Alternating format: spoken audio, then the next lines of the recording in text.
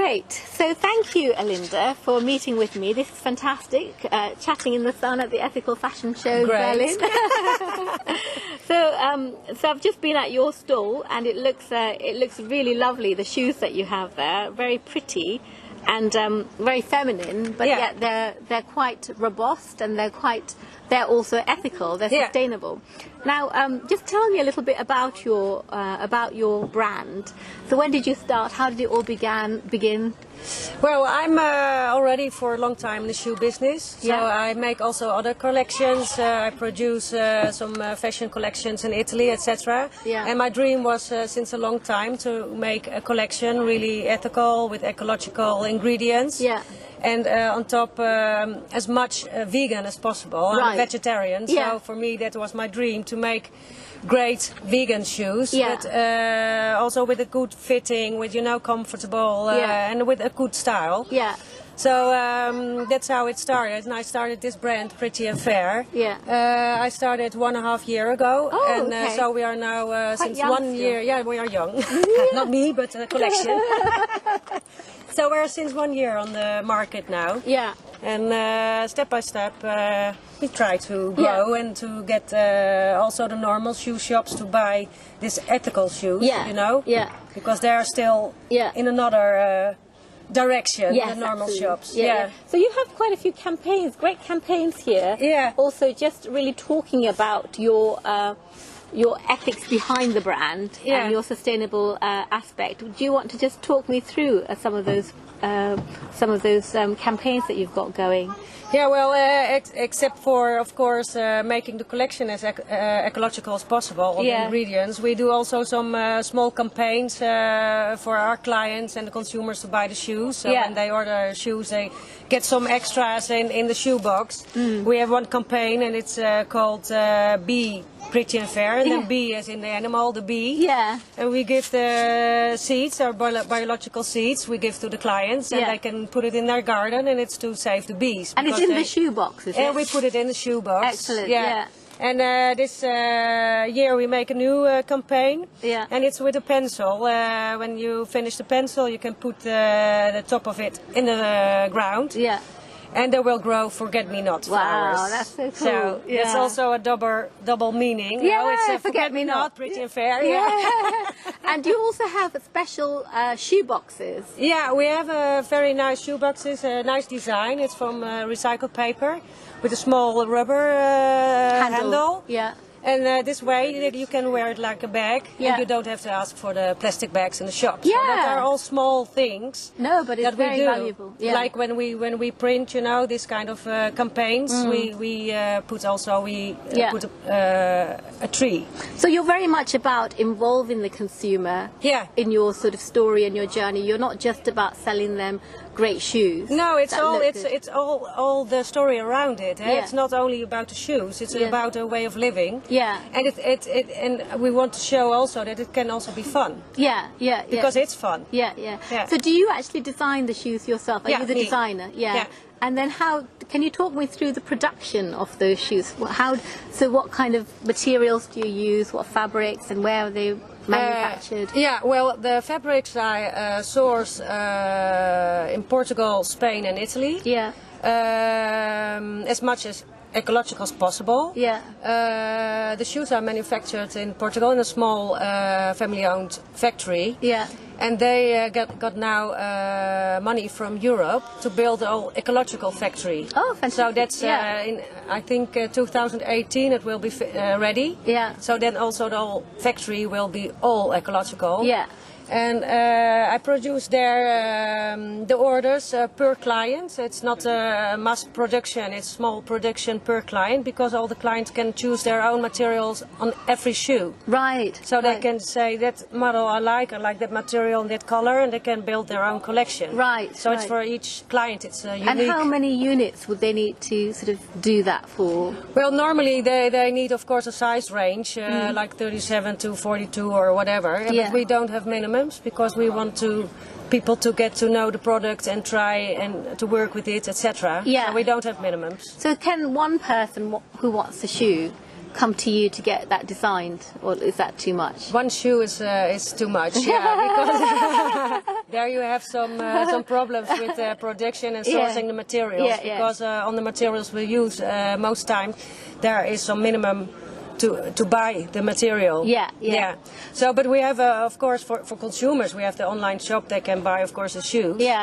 But for production, now we need some more pairs to make the production. Yeah, not, it will not go in production. No. So basically, what are the fabrics? Can you name some of the fabrics that you use? Yeah, for we use for the vegan collections we use some vegan nabuk, and it's a material. It doesn't contain harmless chemical ingredients, and it looks like leather. It has also the same quality and the same positive things as leather. You know, it has to be breathable, breathing, or how you say it in English.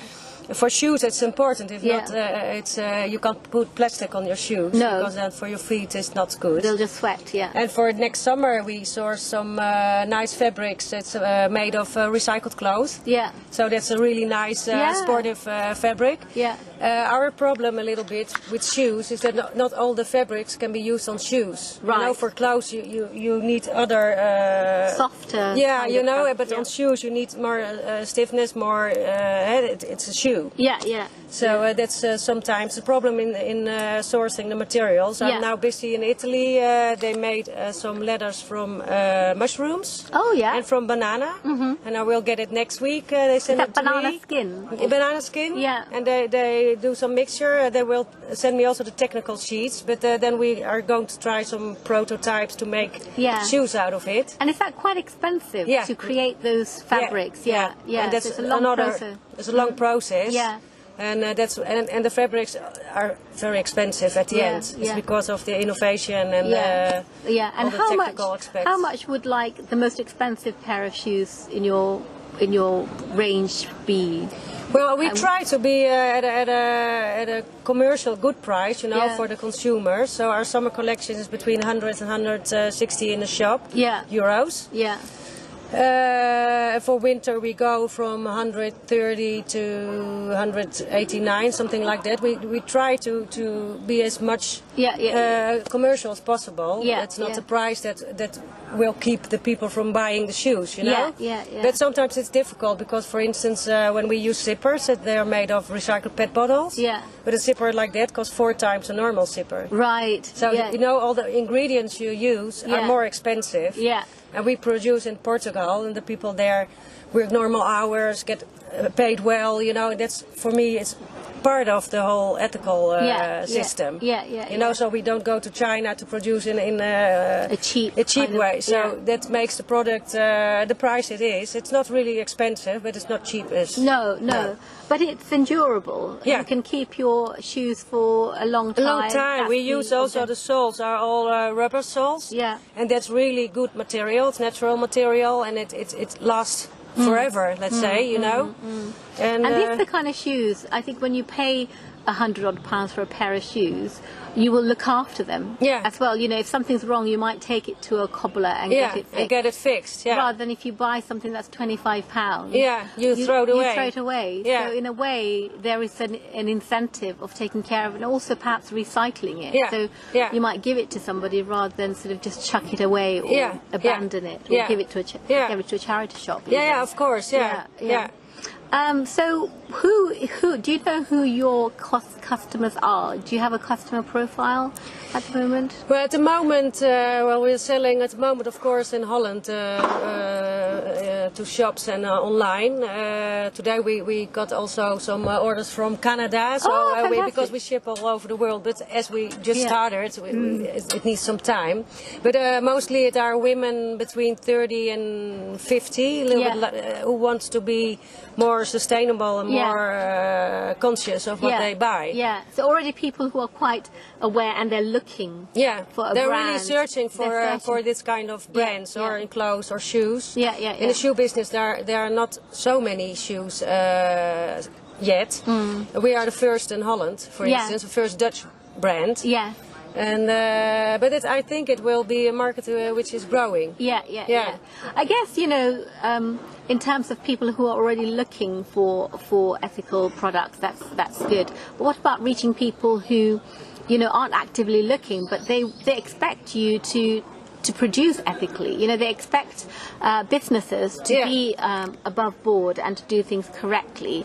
How do you think you can get through to them and let them know that you are, you know, an ethical product that they could... Yeah, we try, we do a lot with social media. And for instance, in Holland, we also sell our shoes to normal shoe shops. And we want, you know, the people first to like the collection, to like the shoes, to think they are comfortable. And then they hear that it's an ethical shoe, that's ecological, etc. And maybe in their minds it will start to to wake up, how you say it. So I think that's also the way. We try also to sell to normal shoe shops, which are not yet in their minds busy with the ethical thing, because they want to make money in a fast business. But step by step we try also to put our shoes there. And then, you know, the most important thing is, of course, that they like the shoes, the consumers. Yes, of course. And then if they hear it's ethical or vegan, or then maybe that's an extra for them, and then maybe they will tell their friends, and so maybe it spreads out more. Also with people who are not really looking for it. So in terms of you know, you being sort of found, do you invest a lot on sort of SEO on your websites and on your marketing? Can people find you quite easily? We start now 4 months ago to do the SEO thing, and it costs some money. Costs a lot of, but all the projects cost some money, because to start up a business like that costs money. So you need really to invest, but it's for the future. So I really like it. I think when you've got a good brand, a good product, it's a shame not to invest enough to actually get the word out. Because in a way, you know, you're shooting yourself in the foot. That would be a pity, wouldn't it? Okay, so that's great. That's really interesting. And you say that you have an online shop as well that you manage as a brand, and then you sell so is it mostly in Holland and Canada, or do you have them all over Europe, shops that you sell? Well, we work also with other marketplaces, you know, who have an online shop with ecological clothes, shoes, and they work with us. They sell our products, and we work like affiliate construction or drop shipment construction. So they sell our shoes, and we ship them to the clients of them. So that kind of constructions you also have a lot. So we work with shops in France, in Germany, in Holland, Belgium. So that's also another kind main of European countries. And in terms of, because what we're seeing from our research is that there is a group of people, a segment of consumers who seek out ethical products, they want to buy, but there's also another group who, another segment who basically are aware of the issues, but they feel like, you know, it's not really their responsibility to pay more or to do anything. It's like the businesses and the government should really have this under control. Now, you know, now in terms of you know, just really reaching all kinds of customers, what we're seeing is that, you know, it is really tricky as one brand to reach the masses. So what we're trying to do is it's still a niche market. Yes, it's still very much a niche market. And what we've seen now from our research is that there is a trust element, you know, because we see a lot of negative press. And there are some brands who would claim to be ethical. And they're but not. How can you trust? You know, how can you actually trust that you're doing what you're doing? I mean, do you have accreditation? That's a difficult thing, is it? Well, we are now working on some how you say that, for instance, last week we got our PETA approved. So the vegan approved, And we are now trying to get also in this, but sometimes it costs a lot of money, sometimes it costs a lot of time. But I think for people that's important, that they can trust that what you say is true. Yeah. We are a small company and we do everything ourselves, so I know what happens. But maybe with big companies and they say, okay, it's all ethical and it's all ecological, and it's not. Yeah. And I think that's a bad thing. And it's very important to spread the word for the good companies, you know? Yeah, the ones who are actually paying the price of doing it right. Because when I see, for instance, a shoe and it's on the shop it's 50 euros, then it can't be ethical. Right. Because I know already the ingredients I use. Yeah. I pay already, you know, to the factory to make the shoes already 50 euros. How can it be 50 euros in the shop? You know, so when I see that I think, oh, that's quite strange. I don't believe it. No, Because there's a price for everything, isn't there? So, and I think the economies of scale would come in when you're producing massive amounts, but even that wouldn't reduce it to such a low... No, because the ingredients itself cost a lot of money. So sometimes I'm wondering with the really cheap brands who claim they are ethical, if that's that ethical. Of course, if you produce in other countries where the wages are much lower, that helps a lot. A big part of the shoes also the making, the producing, the wages. But we also like for us then to do everything in Europe. And also that's an extra environmental thing we like. issue. Where you're not transporting with the containers. So you know we don't want to do that. And I really like also to produce here in Europe to help the people here as well. So when you're talking about the cost of being ethical, so just to give us a rough idea, when you're sort of getting the accreditations, I mean, what percentage of your expenditure do you think will go on, you know, like for example, GOTS, you know, a lot of fashion you know, clothes items go through GOTS, but do you have an equivalent for shoes, or can you have in the shoe business they're a little bit behind on this. But I think when we have the new factory built, because there we need also the accreditation now for the factory itself. Because I do what I do, and I got my PETA proof or this kind of things, but we need also the factory. You know, it has to start at the beginning. But there are more certificates for clothes than for shoes. Because in shoe business is quite new what we are doing. The shoe business is still, it's always behind the shoe business. And how much would it cost, for example, to get a business accredited by PETA, do you think? How much would that? No, that's okay. They are not asking too much money. The only thing, of course, and they should also, they ask you to send samples because you have to check. And I think they should. Because if not, there's no use in having a certificate. But that's not a costly one. There are some others, because we are now searching for the certificates and to see what is important for our business. But some of them, they ask about $1,000 or whatever. And that's for an annual. It's for a year, an annual payment. And for a small brand, you know, all those costs are extra. So, but we are looking also for the ones which are important for our business. Let's say that. So PETA for us was very nice because we were the first brand in Holland to get it for shoes. And well, that's a nice. It's for people, you know, to have more trust that it's true. That's right. And I think when you're actually paying something for it, it's an investment. You're saying this is how committed we are. And we are really. You know, we wanted to do that this way.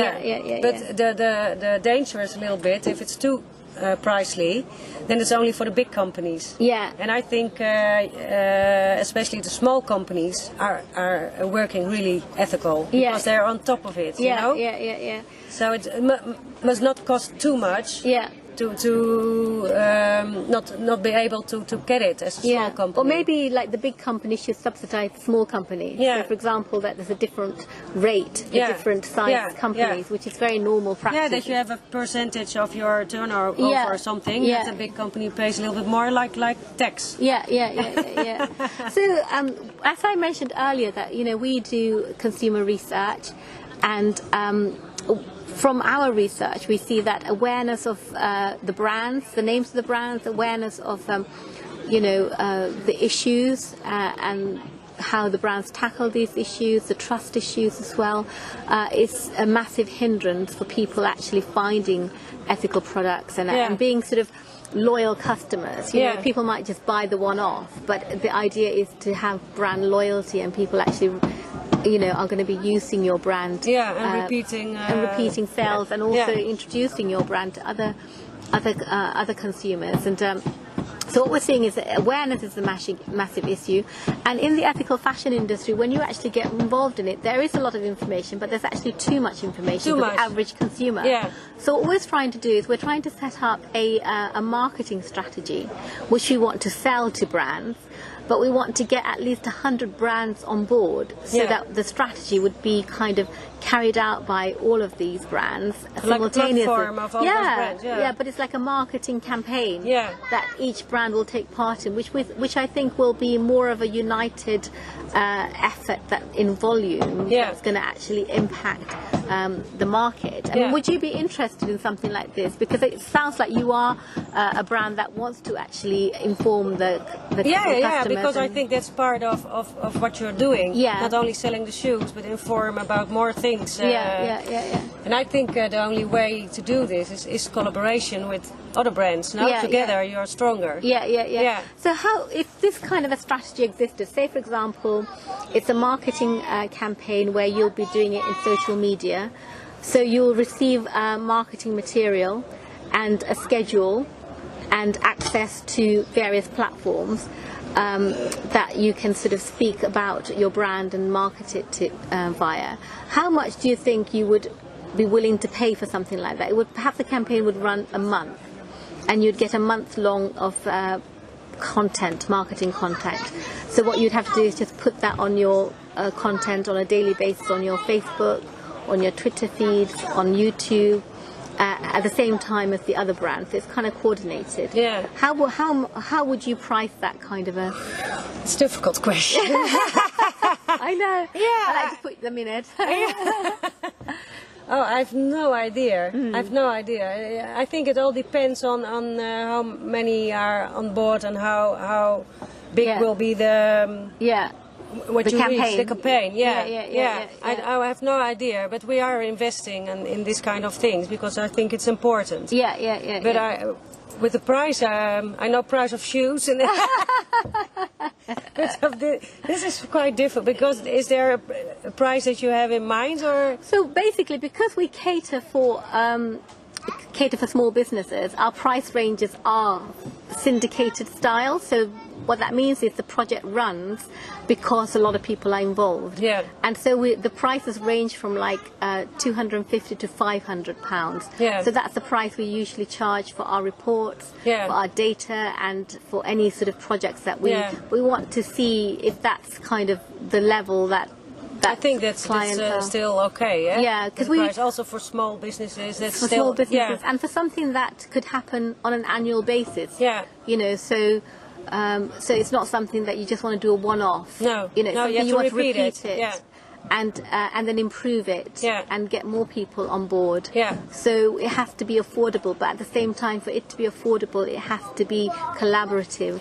So you have at least 100 brands on board. So that's our vision. I can imagine. But it's nice. It's like a community. Well, thank you so much, Alinda. That's been really fun. And thank you for your time. I know time is very, very precious. Sorry for here. my English. But no, it's fantastic. Your English is brilliant.